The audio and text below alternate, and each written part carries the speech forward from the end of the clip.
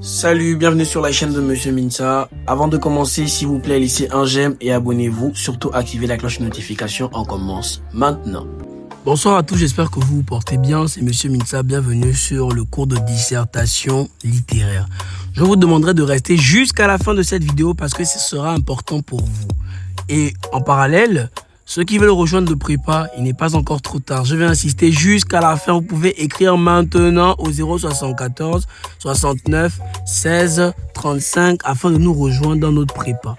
Donc, allons-y directement et j'insiste, restez jusqu'à la fin de la vidéo.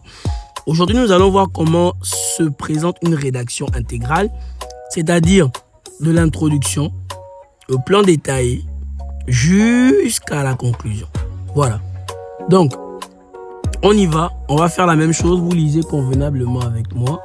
On va faire comme ça, voilà, on dira.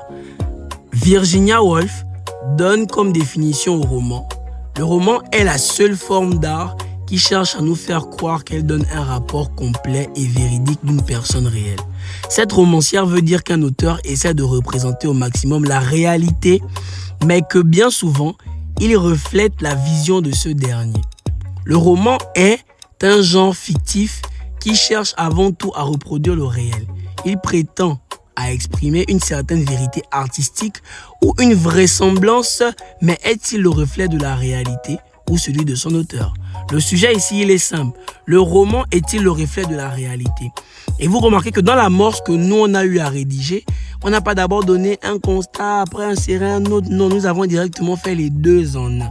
Donc oui, c'est possible. Avec Monsieur Minsa, tout est possible parce que je suis là pour vous servir. Donc, vous remarquez que vous avez la possibilité de directement traiter les deux et de joindre ça en un seul sujet. Voilà. Traiter les deux et on joint ça en un seul sujet. Donc, on insère les deux depuis l'amorce directement. On jumelle pour dire que oui, on accepte déjà l'autre, mais attention, il y a aussi l'autre.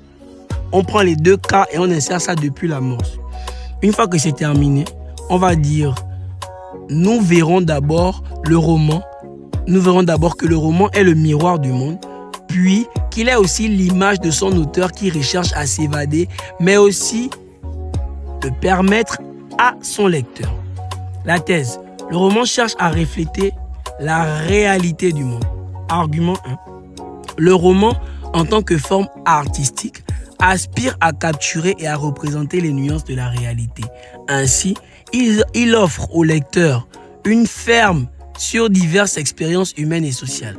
Par exemple, dans l'œuvre africaine Cœur des ténèbres de Joseph Conrad, l'auteur explore les complexités de l'impérialisme européen en Afrique, offrant une vision saisissante de la condition humaine et des réalités politiques de son époque. Argument 2.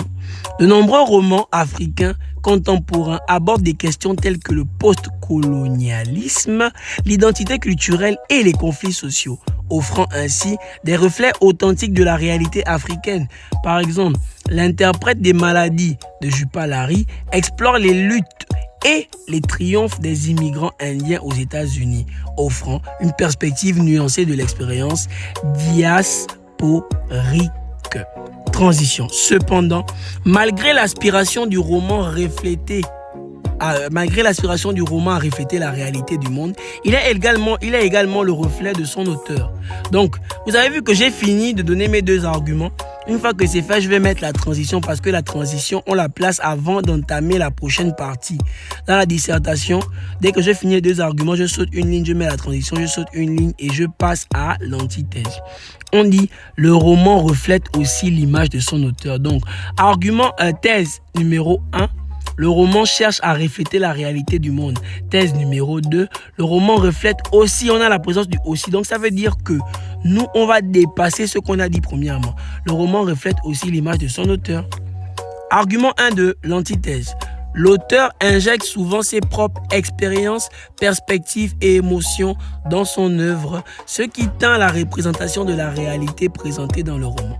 Par exemple, dans Une si longue lettre de Mariama Ba, l'auteur s'inspire de sa propre vie pour dépeindre les luttes des femmes sénégalaises dans une société, offrant ainsi une vision personnelle et subjective de la réalité.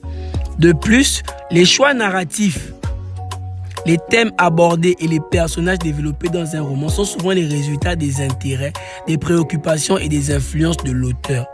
Par exemple, dans Les Misérables de Victor Hugo, l'auteur utilise son œuvre pour critiquer les injustices sociales de son époque, reflétant ainsi son engagement politique et social.